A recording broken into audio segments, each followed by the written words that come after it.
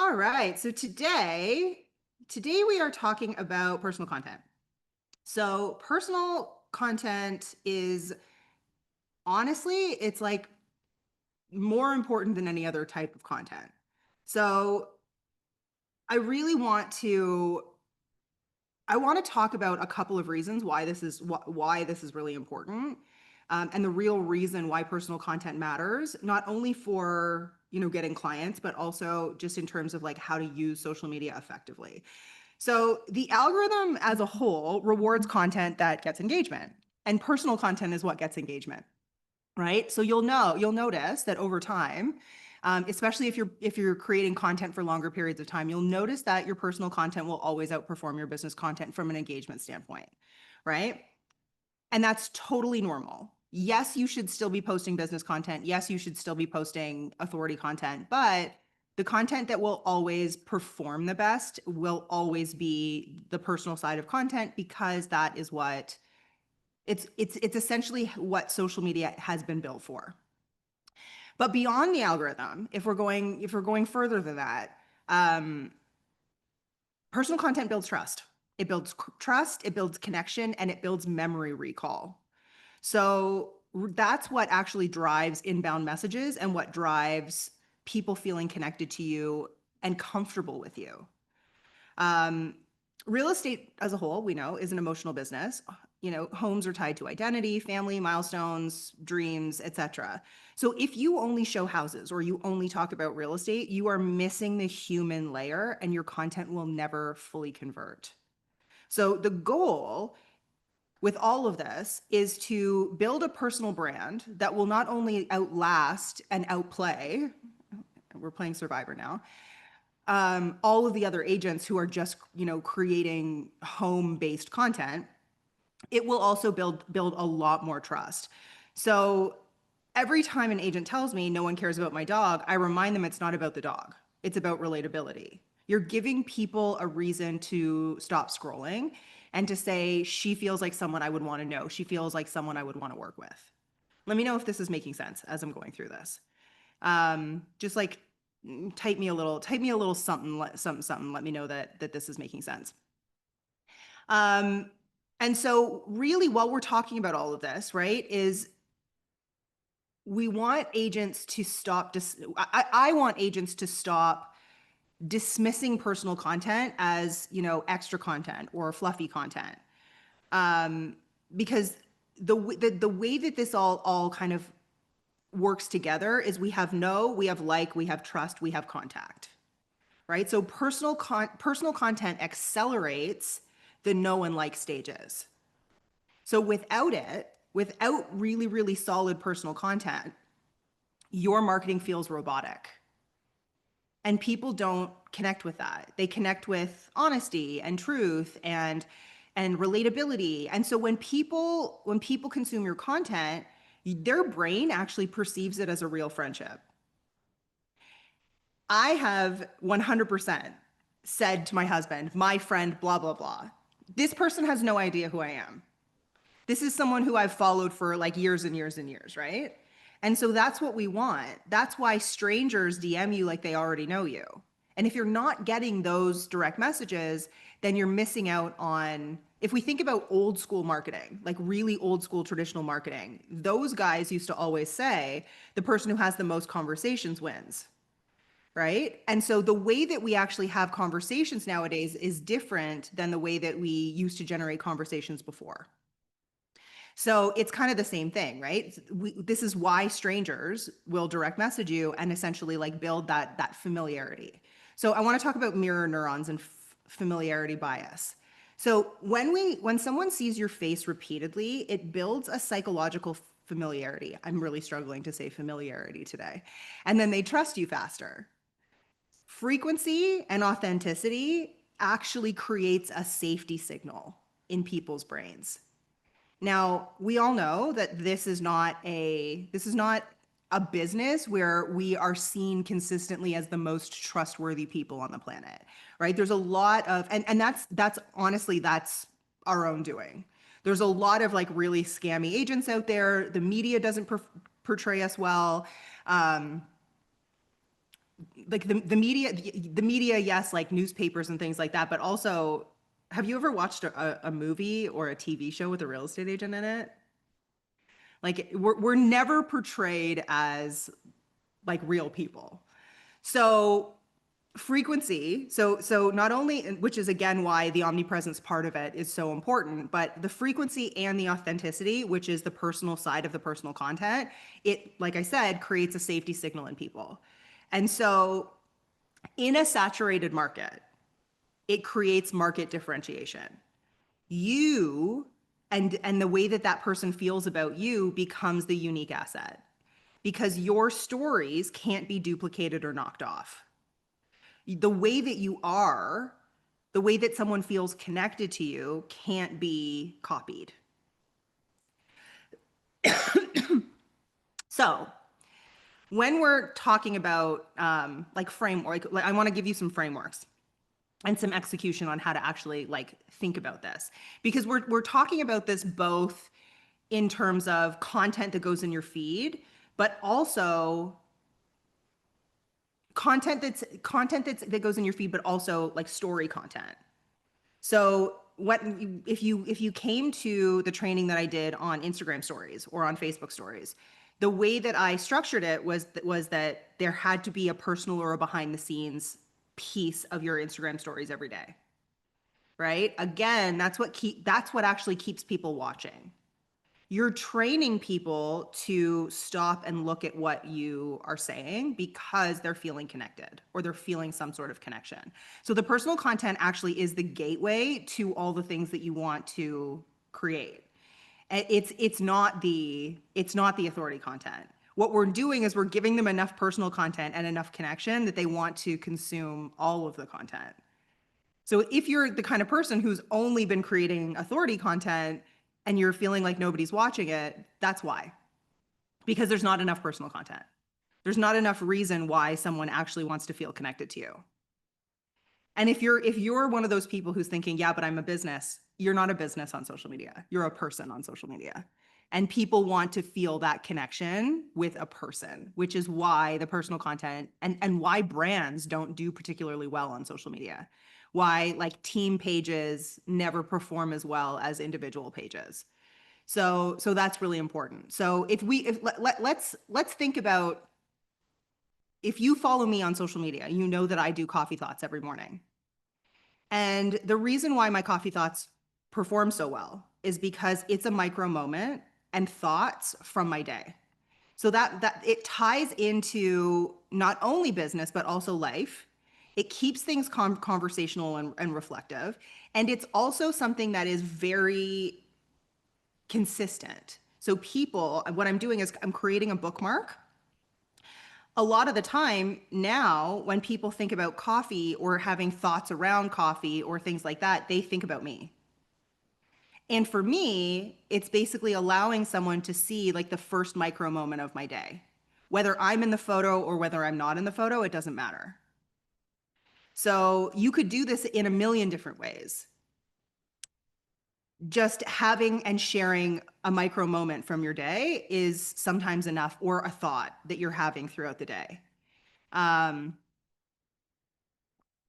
storytelling is also incredibly important when we're talking about personal content, right? So whenever we're talking about frameworks for personal, we're always kind of breaking it into three pieces. We've got past, present, and then what, you know, Jara Bean likes to call secret sauce. So we've got past, present, and secret sauce. So past is like things that have happened to you in the past that have created what it is that, you know, makes you the way that you are today. Present are like the things that are happening day to day, like the behind the scenes, the things that are happening in real time. And then your secret sauce is going to be things like silly things or things that are really unique to you. Granted, all personal content is unique to you, but it could be like a funny dynamic that you have. It could be, I've seen people literally who do a certain voice as their dog in their content, and it creates so much trust and so much engagement with other people who have dogs that their business grows. right? And it doesn't have to be specifically dog content. It can be literally in someone's in your Instagram stories where you're like sitting next to your dog and you're just talking to your dog. There is a creator on TikTok who has built a huge audience because she had a baby and she created a ton of content with her laying on a bed next to her baby, both face up looking at the camera, and her chit-chatting with the baby. All she was doing is documenting something that she was doing anyway.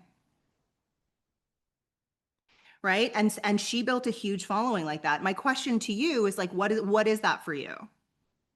Right? See, a lot of people have seen the lady with the baby, right? And the thing that made it different is that she's not baby talking to the baby. She's talking to the baby like the baby's her best friend. She's just like, all right, so today, these are the things that we're gonna do. And she's just like talking and educating the baby. And it's super entertaining. Now, the secret sauce part is really just like what makes you different. It's the silliness. It's the behind the scenes things that like the secret sauce stuff is actually the hardest thing for a lot of people, especially when if you're one of those people who like wants to take yourself really seriously. Because the secret sauce stuff is actually the magic and it's for most people it's a little bit of silliness. It's your sense of humor. It's random thoughts that you have. It's maybe you singing in the car. Exactly. It's like the thing that like you're a little bit afraid to show online. Um, and so a lot of it, a lot of the like lighthearted. So like secret sauce can be like there's a segment of secret sauce that's lighthearted secret sauce. So the lighthearted part is actually really, really important because if people see you as only really serious and like they won't feel as comfortable. So there's a comfort level that we want people to have with you. And so that comfort level, and I don't mean like be ridiculous. I mean like just tell a funny story of something that happened today, right? Make yourself relatable, right? And so, you know, if you haven't heard before, Carolee's chicken nugget story is like the perfect example of being relatable. If I'll tell it to you really quickly. Carolee did a piece of content on, I mean, her boys at that point were probably what, like 4, 3, like that. Yeah, they were little. And she reached into her purse to pull out a business card and she pulled out a half-eaten chicken nugget. And she did a piece of content on it. And she got business directly from that post because people were like, "Yep, yep, this person gets me." Right? It wasn't like a super polished moment. It wasn't like a, oh, this is like me in my most professional moment. It was like a, oh my God, if I could sum up what having 2 3-year-old twins is like this is my life. Right? And so it's funny, it's relatable, and it's just again a micro moment. And so those things perform really, really well. If you're not creating personal content that, yeah, it was her best performing piece of content ever, and she got multiple listings from it, from a chicken nugget in her purse. And so it's that kind of content that actually creates the real connection. Some of my best performing content that I have ever done talks about what people have said to me when they find out that I don't have kids. People are really, really judgmental about whether you do or don't have kids. And so I have created a ton of content on it because it always performs well and people are very opinionated and I've gotten business directly from it. I've gotten business directly from talking about hard things that I've gone through in my life. Always things that have been in the past, right? So again, we've got the past, we have present. When we're talking about things that are in the present, we're not talking about like, okay, I'm having a mental breakdown. Like we're not talking about mess until we've cleaned it up, until we have a lesson from it.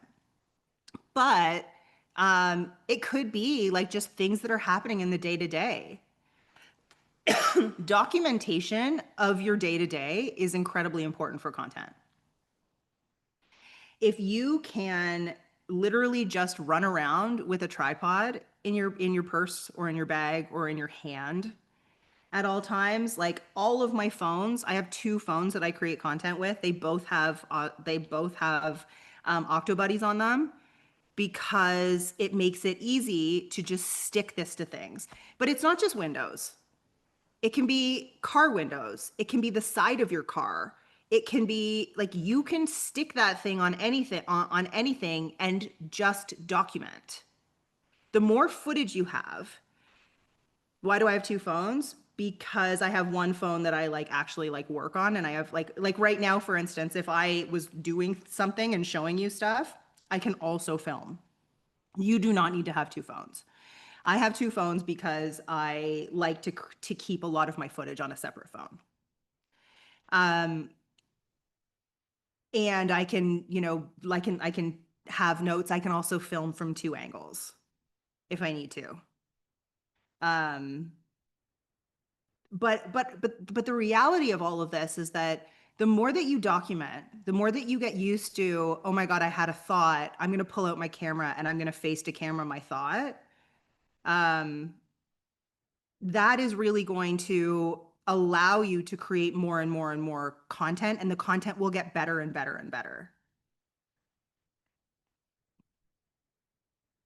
Let me just scroll up and see if I have questions. Inner part, do, do, do. Okay, it doesn't seem like we have a lot of questions. Um, I find that it's the personal content that always performs the best is the stuff that like you're a little bit afraid to post. Like I have a script written or like bullet points written, and I'm like thinking, I'm at the point of like kind of overthinking it. But the whole point of that post is that because I don't have kids, I get left out of things, certain things, because people don't think of me when they think about like arranging something for their kids. And so I I have it written and I haven't recorded it. But maybe now I'll tell you that I'll record it today because you guys are going to be my accountability for it. Um, Many times when I think about posting something happening as a story, I don't because I overthink it and decide it should be a reel. Why can't it be both? Right? A lot of things that I post in my Instagram stories, if it performs well or it gets reactions, will get turned into a piece of content. Right? And I think, again, like you're overthinking it, thinking that everyone is going to watch everything that you put out, and that is never the case. Right? The people who watch your stories may not see your reel. The people who watch your reel and scroll, like I don't feed scroll on Instagram. So different people interact with different parts of the platform differently. And again, like only 10% of your audience is going to see stuff initially. So I think that it is really, really important that you just get it out there. Meaning that I scroll in the feed, like in the actual like Instagram feed versus in stories. So, if you're overthinking it, I think that the most important thing is that you just get it out there. You document it and you get it out there. Because a lot of the really, really good personal content that we could create either doesn't get created, um, either doesn't get created or gets diluted through overthinking because we make it more vanilla because we're overthinking it. And then it's not as good.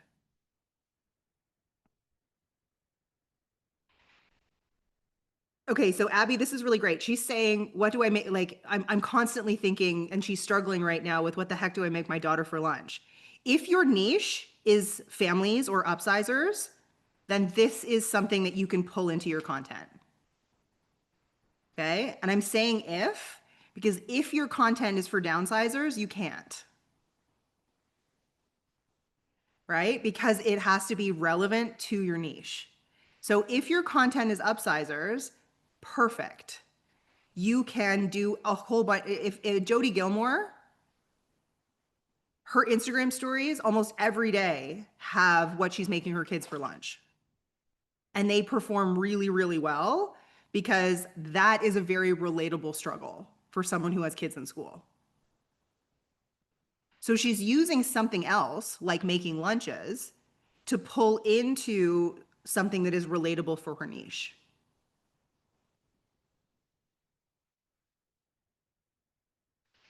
Tina, I think that feeling thought through is not everything has to feel super thought through. Not everything has to be like a lot of really, really great things on social media happen from conversation.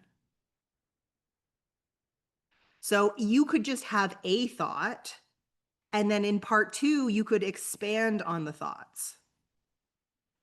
And then you can go back and in your stories, you can talk about what people have said or follow up thoughts. You know what I mean? Like the way that you think about things gets to evolve, and it can evolve in a public way. I am going to be in, so Maria's asking me when I'm going to be in Toronto. I'm going to be in Toronto end of February or March for the next TLL live event. I'm going to be in Toronto in December, but no one is allowed to see me because my mom owns that time. But the next TLL live event that's going to be in Toronto is going to be in February or March. We are just waiting for confirmation on venues. The only confirmation I got back so far was during March break, and that wasn't obviously going to work for most people. Like, come spend 3 days with me while your kids are running around like crazy. So we said no to that. Um, so yeah, I'm just waiting for confirmation for that. But if you don't want to wait till March, I mean that's like 5 months away. We do have the virtual event. I have, I think, 10 tickets left for the virtual event. And it is in 2 weeks. So November 3rd, 4th, and 5th. If you're not coming to that event, I highly suggest that you do. It's going to be really, really good. Um, we have a tremendous amount that we have been prepping for. Yeah, yeah. Grab your ticket for that now. Um, Sharon just dropped something that wasn't replied to anything. I'm not sure. That's not the link for the virtual event. That's my Amazon storefront. If you're looking for the Octobuddy, you can grab it from the Amazon storefront. Cool. Um, if you want the link for the virtual event, just give me 1 second and let me grab it. Um, if you know me, you know that I have literally 5 million um, tabs open right now. Oh, Sharon dropped it.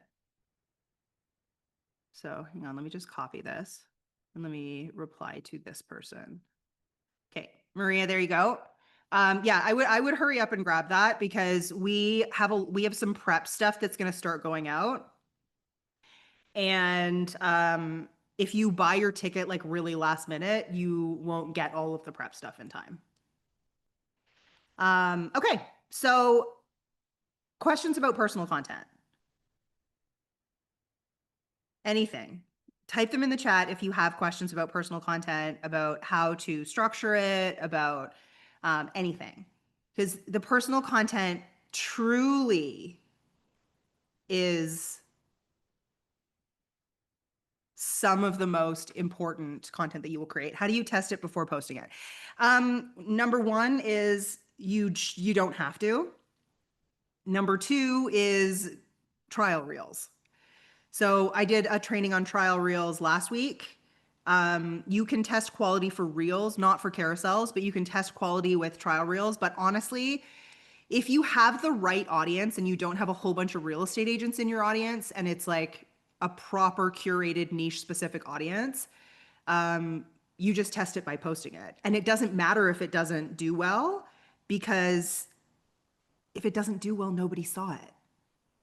And I think that that's the other reason, the other thing that's so important that we overthink. Okay, if I post it and it bombs, everyone's going to think that I'm a failure. No, nobody's going to see it. That's the whole point, is that it bombed because nobody saw it. It didn't get pushed out. So who cares? Just post it. And if it doesn't do well, nobody's going to know except you. Right? And so I think that sometimes we really do overthink this and we make it into something that's so much bigger than it is. It doesn't matter. I've also had stuff that I thought bombed, and then 2 months later it picks up steam, and then all of a sudden has like tens of thousands of views. And for the first 2 months that it was posted, it had 1,000 views. And I thought that it was crap and nobody liked it, but I just left it. And then all of a sudden it gets picked up again and it blows up. Just don't, like, again, like, don't overthink it. Just let the content do its thing. If it's good quality content, the messaging is right, you've nailed your niche, you're talking to your niche, you've got all the basics down, just like let the content do its thing. Now, if you're only getting like 5 views on something or 2 likes on something, then that's a quality conversation. That's you haven't nailed your messaging conversation, or you have really, really weak hooks. Yeah, Tom's saying his personal content outperforms everything else. It will always will. It always will. Nathan, I'm not sure what your question is here. If you could just retype it with a little bit more context. Do we mix it in with our reels, or should it just be stories? It should be 100% mixed in. I would say if you're not following our content calendar, at least a third to 2/3 of your content should be personal content. Are there better ways to deliver personal content? It doesn't always have to be face to camera. B-roll personal content performs really well. Carousel personal content performs really well. Use all of the tools in your toolkit for personal content. Like, just think about all your potential formats and go through it. Maria, because you're in the listings lab, you can always get content audits done. You just have to post it in school and just ask for a content audit. How do you know what is too far with personal content? I think that you'll know, unless you're like kind of an unhinged human. I think that you, for the most part, you'll have that gauge. And what feels too far for you is essentially like a moving target. Things that I feel comfortable talking about today, I wouldn't have felt comfortable talking about 5 years ago. And so your ability to create vulnerable content is essentially like a spectrum. Again, we want you to show up as an authority. So we don't, like, never talk about your mess until you've cleaned it up, kind of rule of thumb. But if you have a lesson from something, I want you to think about that as almost as service.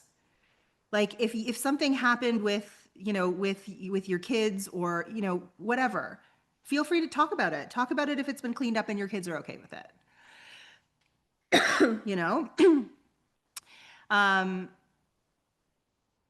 I think that also when it comes to personal content, if there's other people involved in your content, you have to be aware of that.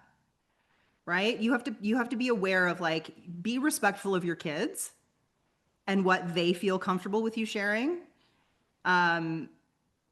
There's enough personal content that only has to do with you to fill 10,000 Instagram accounts. So if somebody doesn't feel comfortable with you sharing, don't share.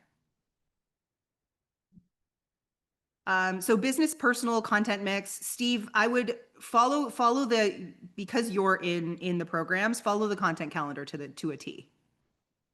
Don't try to, like, change your mix. Just, like, literally follow the content calendar exactly how it's laid out.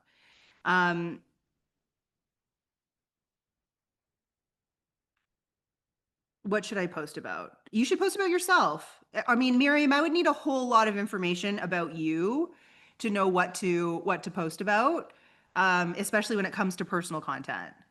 Carolee, can you reach out to Miriam Gonzalez? Because I think that there may be like a, kind of like a hole in the information that we have about her. Do you post personal to your Facebook business? Yes. You also post personal content to LinkedIn because I know that that question's coming. It goes everywhere. The same psychology that is necessary for personal content exists on every platform. If you are selling to humans, you need personal content. Doesn't matter what platform it is. If you're not selling to humans, you don't need personal content. Um, how do you choose the best platforms? Based on your niche. So you post on the platforms that your niche spends time on and consumes on, and don't guess. So if you're working with downsizers, do you need to be using LinkedIn? No. If you're working with young professionals or young families, is LinkedIn going to be a tool for you? Yes. Right? It's based on your niche. Um, boop, boop, boop. Content calendar was posted by Sharon.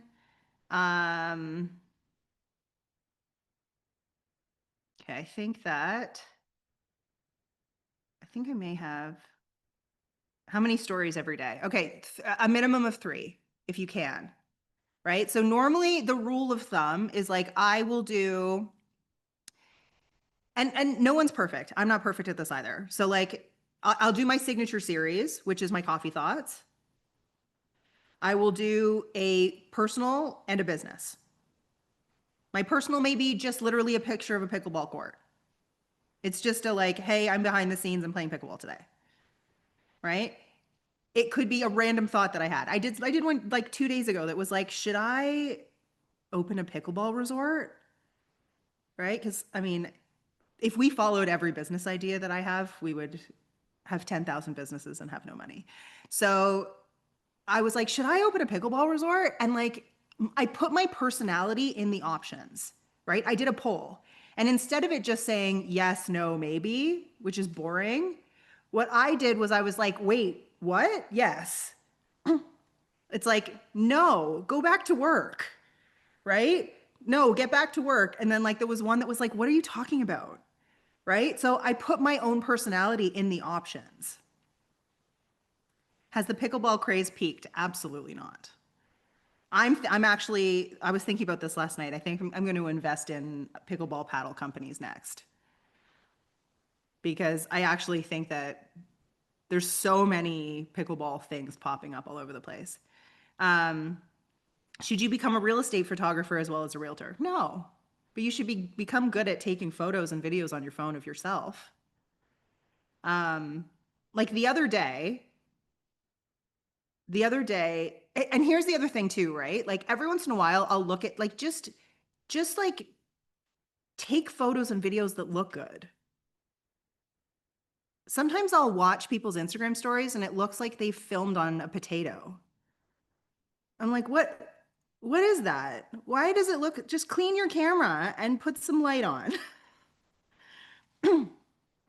I think that like just having high quality visuals, you don't need a professional videographer, you don't need anything. You just need some good light and you need to have your camera settings set up correctly and you need to clean your camera, you need to clean your lens before you do anything. It's as simple as that. Um, for location tagging, should we tag our team location or the city? You should tag the city and places around the city. Feel free to just just choose locations that are like that are local and that have get traffic to them. Um, I always put a location sticker in your stories. Should I be doing that? I mean, people aren't really going to search it that way. You can. You absolutely can. The majority of your story views are going to come from your current audience, right? So you're nurturing your current audience through your Instagram stories. Very few people are going to like random people are going to watch your stories anymore. Jen's got people coming in from clients coming in. I have an appointment today from socials. Great. How do you edit easily? Um, Carolee, can you? Thank you. Carolee's going to reach out to you. I hadn't even thought about using multiple location tags. Yep. Yeah. Location tags like locally are going to be really, really important for you. Drew got his first client from LinkedIn. Amazing. Yeah, I mean, honestly, at this point, like this stuff works and you just have to be consistent. And the other thing that I want to make very, very clear is whether we all think that we're like hiding a whole bunch of stuff. The energy in which you create content is the energy in which it is consumed. If you are in scarcity or you are grouchy or you are resentful or you're in a bad place, that will come through in your content. People will feel that in your content. Whether whether you mean, I'm sorry if you can hear my dogs barking, whether you mean for that to be the case or not, especially when it comes to like personal content. Actually, it's all content, right? Like every once in a while, I'll watch someone's authority content or something, and I'll be like, oh, this person's like not in a good place. You can feel it. And there is something about it that you have to change your frequency in order before you create content. Scott, you should have access to all of the editing tools in the programs through Instagram edits. So go into the program that you're in and go and just like search in the classroom for edits and you should see it. Um,